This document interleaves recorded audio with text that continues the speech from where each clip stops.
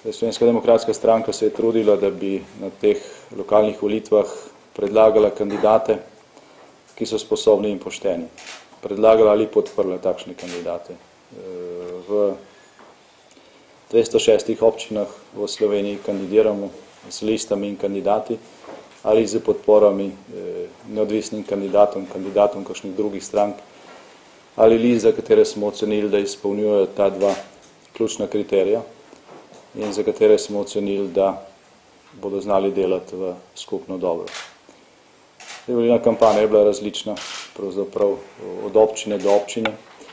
Na mikronivoju je nemogoče dati neko posplošeno oceno, lahko damo neko oceno za, recimo za Ljubljano, kjer sem jaz prvič, odkar sodelujem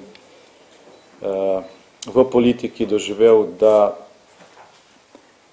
je bilo ljudi strah pred temi lokalnimi volitvami. Sam sem bil na stojnici, kjer so se recimo zbirali podpisi za referendum o prostorskem načrtu v Ljubljani. Prihajali so ljudje, ki so rekli, da je dejansko škandal to, kar se dogaja s tem prostorskim načrtom, vendar so se bali podpisati. Rekli so, če jaz to podpišem, gre to v nek računalnik, župan bo to slej ko prej dobil in bomo čutili takšne ali drugačne posledice. To je nekaj, kar se ne bi smelo dogajati leta 2010.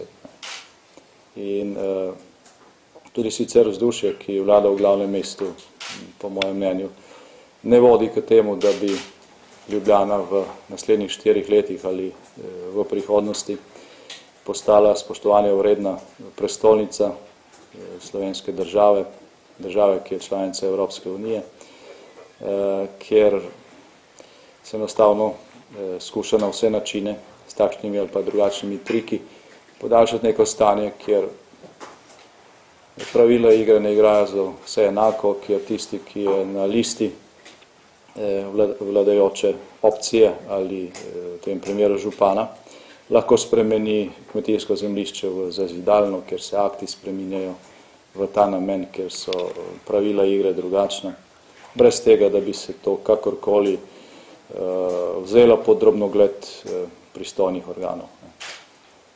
In če se vrnem na začetek, pač te ocene, kar se Ljubljane tiče, daleč najbolj negativna izkušnja je pač ta strah, ko gre za zbiranje podpisov pod civilne iniciative ali pod državljanske pobude, ki jih v Sloveniji garantira ustava.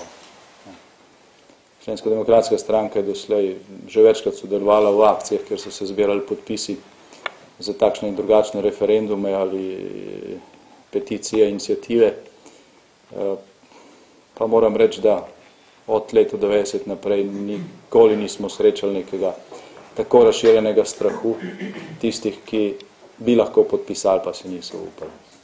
Pozarjamo na to, da to stanje ni dobro, da vpliva tudi na splošno situacijo v državi in da bi se morala slovenska javnost na tem zamisliti.